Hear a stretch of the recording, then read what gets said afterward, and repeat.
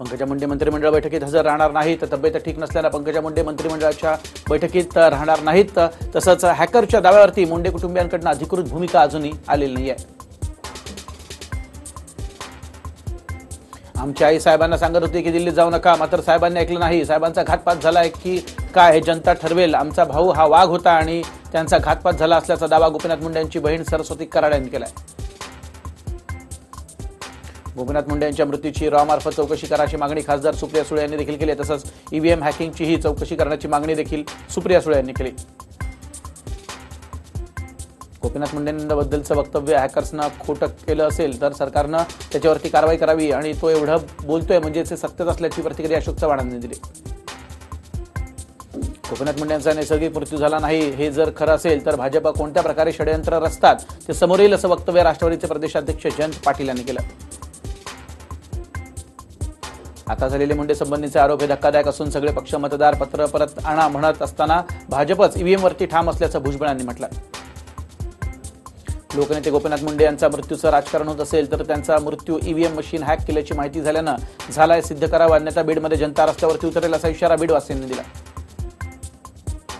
मुंडे यांचा घातपात झाल्याची चौकशी करावी अशी मागणी तेव्हा केली होती, मात्र तेव्हा आवाज दाबला गेला असा आरोप नाथरा गावच्या गावकऱ्यांनी केला. भाजपच्या लोकांनी या वरिष्ठ लोकांनी मुंडे साहेबांचा घातपात केला आहे असा आरोप गावकऱ्यांनी केला. मुंडे यांच्या अपघाताबाबत काय झालं काय माहित नाही, मात्र यांची आधी सुद्धा सीबीआय चौकशीची मागणी आम्ही केली होती. आता मात्र सीबीआय चौकशी व्हायला हवी असं वक्तव्य मुंडे समर्थक आमदार प्रकाश शेंडगे यांनी केलं. ईव्हीएम बद्दल अशी लिंक लावली जात असेल तर हे गंभीर आहे, याचा शोध घेतला पाहिजे. संशयाला नक्की जागा आहे, काहीतरी काळवेर असल्याशिवाय असं होणार नाही असा दावा मुंडे यांचे पीए हरिभाऊ राठोड यांनी केला. गिरीश महाजनांच्या विरोधात अनिल गोटे यांनी पोलीस महासंचालकांकडे तक्रार केली आहे. धुळे पालिका निवडणुकीत ईव्हीएम मशीन वायफायच्या द्वारे हॅक केल्याचा आरोप अनिल गोटे यांनी केला. ईव्हीएम हॅकिंग सारख्या आरोपांची सनसनाटी निर्माण करण्याची चौकशी करून कारवाई करावी अशी मागणी सुधीर मुनगंटीवार यांनी मुख्यमंत्र्यांकडे केली. तसंच कपिल सिब्बल तिथं कसे पोहोचले आणि त्यांचा हॅकरशी संबंध काय आहे याची चौकशी व्हावी असं मुनगंटीवार यांनी म्हटलं. युती 100% होणार असा दावा सुधीर मुनगंटीवार यांनी केलेला आहे. याची चर्चा अवघडपणे होत नसते असंही मुनगंटीवार म्हणाले. तसंच दिवंगत बाळासाहेब ठाकरे यांच्या स्मारकासाठी 100 कोटींची तरतूद केल्याचं देखील मुनगंटीवार यांनी म्हटलं. दिवंगत बाळासाहेब ठाकरे यांच्या स्मारकाला निधी देण्यासाठी मंत्रिमंडळानं मंजुरी दिली आहे. बाळासाहेबांच्या स्मारकासाठी पालिका खर्च करणार आहे, त्यानंतर सरकारकडून निधी देण्यात येणार आहे. नांदेड लोकसभा निवडणुकीत उमेदवार कोण असेल याबाबत काही चर्चा नाही. राज्य निवड मंडळाच्या बैठकीत चर्चा होईल, ती काँग्रेस शिरस्त्यांना कळवली जाईल अशी माहिती काँग्रेस प्रदेशाध्यक्ष अशोक चव्हाण यांनी दिली.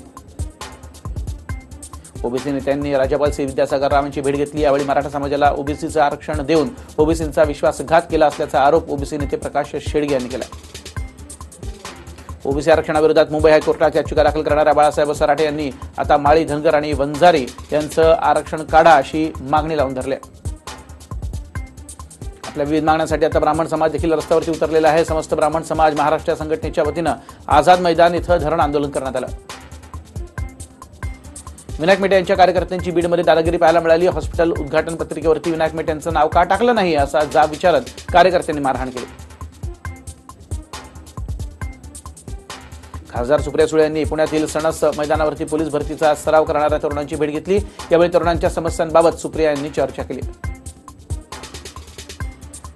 शारीरिक चाचणीचं गुणांकन 100 वरून 50 वरती घटवल्यानं तरुणांनी नाराजी व्यक्त केली. तसंच पोलीस भरतीला लेखी परीक्षेऐवजी शारीरिक चाचणीनं सुरुवात करावी अशी मागणी देखील तरुणांनी केली. सिंधुदुर्गच्या कुडाळमध्ये काँग्रेसच्या जनसंघर्ष यात्रेचं आयोजन करण्यात आलं असून यावेळी शहरातनं रॅली देखील काढण्यात आली. या रॅलीत प्रदेशाध्यक्ष अशोक चव्हाण, राधाकृष्ण विखे पाटील आणि इतर नेते सहभागी झाले. काँग्रेसमध्ये कोकणातल्या नेत्यांना सामावून घेतलं, ते स्वतः मोठे झाले आणि पक्ष सोडून गेले अशी टीका अशोक चव्हाण यांनी नारायण राणे यांचं नाव न घेता केली. सीबीआयवरती आमचा विश्वास नसून सरकारनं सीबीआयचं कंबरडं मोडल्याचा आरोप खासदार सुप्रिया सुळे यांनी केला. दरम्यान आगामी निवडणुका बॅलेटवरती घेण्याची मागणी सुप्रिया सुळे यांनी केली. पुण्यात ऐतिहासिक शनिवारवाड्याचा वर्धापन दिन निमित्त प्रसिद्ध दिल्ली दरवाजा उघडण्यात आला होता. दरवाजाला पुष्पहार घालून रांगोळी काढण्यात आली. शनिवारवाड्याला एकूण 5 दरवाजे असून दिल्ली दरवाजा हा मुख्य दरवाजा आहे. विशेष सोहळ्यालाच हा दरवाजा उघडला जातो. यावेळी पुणेकरांनी एकच गर्दी केली. एकेकाळी देशविदेशी पर्यटकांचं आकर्षण बनलेल्या मुंबईतील फ्लोरा फाउंटनच्या दुरुस्ती आणि नूतनीकरणाचं काम अंतिम टप्प्यात आलं असून फ्लोरा फाउंटनवर अखेरचा हात फिरवण्यात येतोय. पालिकेनं या वास्तूच्या नूतनीकरणासाठी 3 कोटी खर्च केलेत.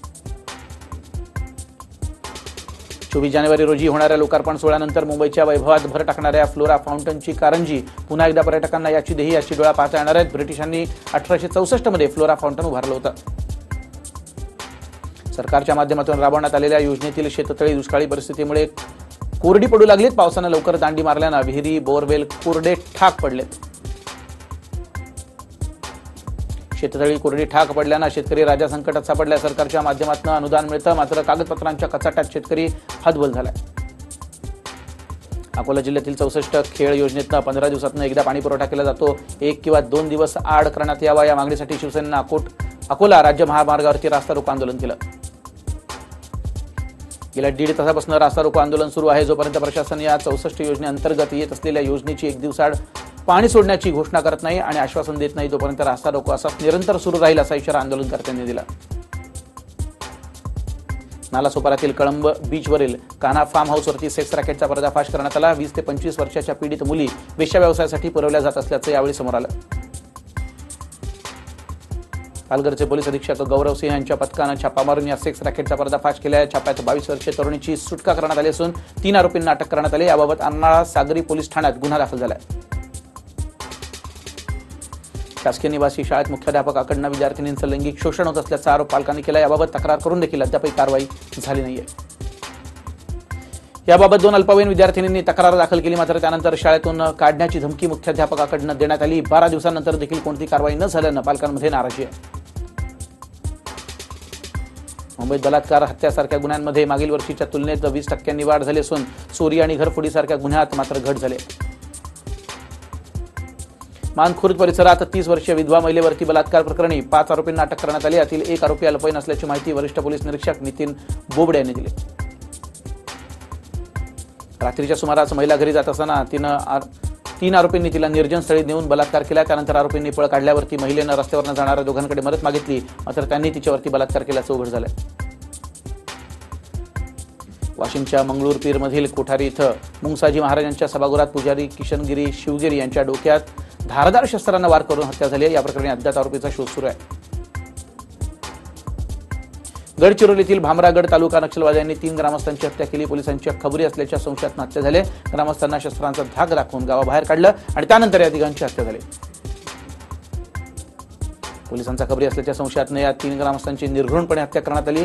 मालू दोगे मडावी, कन्ना रैनू मडावी आणि लालसू मासा कुडियेटी अशी या ग्रामस्थांची नाव आहेत. पुण्यामध्ये पतीनं पत्नी आणि मुलीची निर्घृणपणे हत्या केली. पत्नी तलाक देत नसल्यानं त्यानं हे कृत्य केल्याची माहिती समोर येते. वांदिवली गावात राहणाऱ्या पितापुत्रांना आत्महत्या केली. गावच्या जंगलात जाऊन एका झाडावरती अनंतर काटेला आणि त्याचा मुलगा विवेक काटेलानं गळफास घेतला. नवरा बायकोच्या भांडणातनं ही आत्महत्या केल्याचा प्राथमिक अंदाज आहे. मुंबईत पती पत्नीच्या नात्यातील वीण उसवू लागले. घटस्फोटाचा आलेख वाढत चालला असून गेल्या 5 वर्षात मुंबईत तब्बल 34,523 जोडपी ही विभक्त झाली, तर सरत्या वर्षात तब्बल 7,608 दाम्पत्यांनी विभक्त होण्यासाठी कोर्टाची पायरी चढली आहे. 20 दिवसांपूर्वी नाल्यात फेकण्यात आलेल्या नवजात अर्भकाला वाचवण्यात पोलीस आणि समाजसेवकांना यश आलं. या बाळाचं नाव टायगर असं ठेवण्यात आलंय. जीवदान देणाऱ्यांना आभाराची स्माईल दिल्यानं मारने वालों से बचाने वाला सबसे बडा असा सूर सध्या उल्हासनगरात उमटू लागलाय. 18 दिवसांनंतर बाळांना डोळे उघडल्यावरती वैद्यकीय खर्च करणाऱ्या रगडे दाम्पत्याला या बाळांना स्माईल दिली आहे. यावेळी डॉक्टर अवाक झाले. रत्नागिरीच्या जिल्हा शासकीय रुग्णालयाला 2 कोटींची सिटी स्कॅन मशीन प्राप्त झाले. जपानमधील एअर बीच कंपनीचं हे अत्याधुनिक मशीन आहे. 1 फेब्रुवारीपासून हे मशीन रुग्णांच्या सेवेत उपलब्ध होणार आहे. माझ्या नावानं पैसे उकळले जात असल्याचं स्वतः सुबोध भावे यांनी सांगितलंय. तसंच त्यांनी चाहत्यांना सतर्क राहण्याचं सांगितलंय. सुबोधची भेट घालून देतो असं सांगून चाहत्यांकडून पैसे उकळले जात असल्याचं समोर येत आहे. आंबोळगड किनारी येणाऱ्या आय लॉग जेटी प्रकल्पाची जनसुनावणी रेटून देण्यात आलेली असा आरोप गावकऱ्यांनी केला. यात जिल्हाधिकाऱ्यांनी घेतलेली जनसुनावणी बेकायदेशीर असल्याचं जाहीर करण्याची मागणी पर्यावरण विभागाला केली आहे. चाळीसगाव तालुक्यातील हिंगोणे वाळू तस्करांना चोप देत ग्रामस्थांनी डंपर आणि जेसीबीचं नुकसान केलं. प्रशासन कारवाई करत नसल्यानं विहिरी बसल्या आणि लाखोंची वाळू चोरीला झाले. यात महसूल कर्मचारी देखील सहभागी असल्याचा आरोप माजी सरपंच सुरेश पाटील यांनी केला. पाटण तालुक्यातील गुढे एसटी स्थानकात एसटी बसच्या धडकेत विद्यार्थिनीचा जागीच मृत्यू झाला. ढेबेवाडी पोलीस या घटनेचा तपास करत असून समृद्धी कदम ही 10वीत शिकत होती. मुंबई पुणे एक्सप्रेसवेवरती बस आणि कंटेनरचा अपघात झाला. अपघातात 6 जण जखमी झाले. खासगी बसची कंटेनरला धडक बसली आणि ही बस पलटी झाल्यानं अपघात झाला. नाशकामध्ये गाडीच्या धडकेत बिबट्याचा मृत्यू झाला. नाशिक मुंबई महामार्गावरील आडगाव जवळ हा सगळा प्रकार घडला. पहाटेच्या सुमारास हा अपघात झाला असून बिबट्याचं कातडं निघाल्यानं वेगळाच संशय व्यक्त होतोय. 2018 मध्ये मुंबईत रेल्वे अपघातात 2981 प्रवाशांचा मृत्यू झाला तर 3349 प्रवासी जखमी झाले. वाढत्या लोकसंख्येमुळे अधिक प्रवाशांना आपला जीव धोक्यात घालून प्रवास करावा लागतोय. त्यामुळे दररोज 10 ते 12 प्रवासी रेल्वेतून पडतात अशी माहिती समोर येते. 952 धोकादायक पोल रेल्वे ट्रॅकच्या बाजूने हलवण्याचा निर्णय पश्चिम रेल्वेने घेतला. यासाठी प्रक्रिया सुरू झाली असून पहिल्या टप्प्यात 13 पोल हटवण्यात येणार आहेत. कुलाबा वांद्रे सिप्स मेट्रो 3 या संपूर्णपणे जमिनीखाली असलेल्या भुयारी मेट्रो मार्गिकेमधील मिठी नदी खालनं जाणाऱ्या भुयाराचं काम 5 फेब्रुवारीपासून सुरू होणार आहे. मेट्रो 3च्या पहिल्या टप्प्यातील वांद्रे कुर्ला संकुल जंक्शन उभारण्याचं काम या अंतर्गत केलं जाईल. चाळीसगाव परिसरातील अनेक वर्षांपासूनची मागणी आज पूर्ण झाली असून चाळीसगाव रेल्वे स्थानकावरती महानगरी एक्सप्रेसला थांबा मिळाला. त्यामुळे मुंबईकडे जाण्यासाठी नागपूरनंतर ही गाडी सोयीची झाली. गुहागरच्या वरवेली गावातील विहिरीत पडलेल्या गव्याच्या पिल्लाला वनविभागाच्या कर्मचाऱ्यांनी ग्रामस्थांच्या मदतीनं सुखरूपपणे बाहेर काढलं. रात्री कळपातून जाताना हे पिल्लू विहिरीत पडल्याचा अंदाज वनविभागानं वर्तवलाय. दरम्यान या पिल्लाला बाहेर काढेपर्यंत गव्याची आई विहिरीच्या जवळ उभी असल्याचं वनविभागाच्या अधिकाऱ्यांनी सांगितलं. या पिल्लाला जंगलात सुखरूप सोडण्यात आलं. पहिलीच्या विद्यार्थ्यांना इमारत फी सक्तीची केल्याच्या निषेधार्थ युवासेनेच्या कार्यकर्त्यांनी कोल्हापुरातील होली क्रॉस हायस्कूलची तोडफोड केली. यावेळी शाळेच्या कार्यालयामध्ये घुसून 10 ते 15 कार्यकर्त्यांनी ऑफिसमधील काचांवर दगड फेकून कार्यालयाची नासधूस केली. सिद्धिविनायक गणपती मंदिर ट्रस्टचा दादरमध्ये मल्टी स्पेशालिस्ट रुग्णालय सुरू करण्याचा विचार आहे. सिद्धिविनायक गणपती मंदिर ट्रस्ट पालिकेसोबत हे रुग्णालय उभारणार आहे. पौष पौर्णिमेला होणाऱ्या यात्रेत मुस्लिम आणि हिंदू बांधव एकत्र येतात. स्वयंभू देवीच्या दर्शनालाही या ठिकाणी रांग लागते. बेलाच्या झाडाखाली नवस बोलण्याची इथली परंपरा प्रसिद्ध आहे. खेडची हिंदू मुस्लिम एकतेचं प्रतीक असलेली सुगदरची यात्रा सुरू झाली असून 2 दिवसाच्या यात्रेत लाखो भाविक दाखल होत आहेत. गेल्या 2 वर्षांपासून या यात्रेची परंपरा आहे.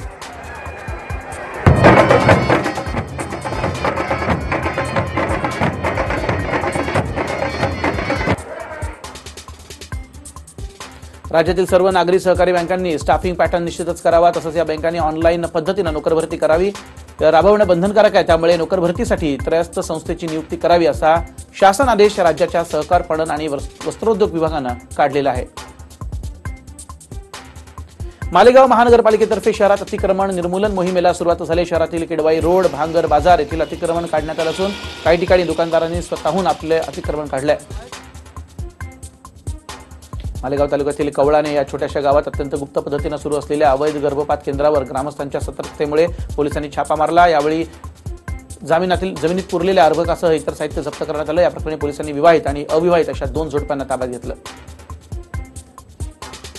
गृहपाल महिलेच्या पतीनं विद्यार्थिनीचा विनयभंग केल्याप्रकरणी दोषी रविकांत पेटकर यांच्याविरुद्ध अद्यापही कारवाई झालेली नाहीये. त्यामुळे कारवाईच्या मागणीसाठी संभाजी ब्रिगेडच्या नेतृत्वात शेकडो विद्यार्थ्यांनी मोर्चा काढला. तर कारवाई न झाल्यास बेमुदत धरण आंदोलनाचा इशारा दिला.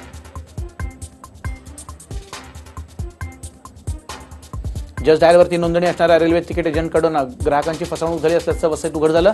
नायगाव परिसरात राहणाऱ्या 7 तरुणांनी या एजंटकडे बुक केलेल्या तिकिटावरती दुसऱ्यांची नावं टाकून दिली होती. या प्रकरणी मुलांनी एजंट आणि जस्ट डायलच्या विरोधात वसई लोहमार्ग पोलीस ठाण्यात तक्रार नोंदवली.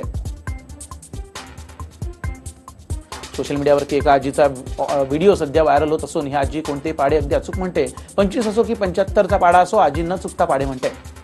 86 45 5 225 45 70 270 45 70 300. व्हिडिओमध्ये रडणारा मुलगा शाळेत गेलेला नसल्यानं आपल्या मामाला मारू नको अशी विनवणी करतोय. परत खोटं बोललो तर फॅनला लटकवा असं तो मामाला बोलतो. आज शाळा होती का नाही?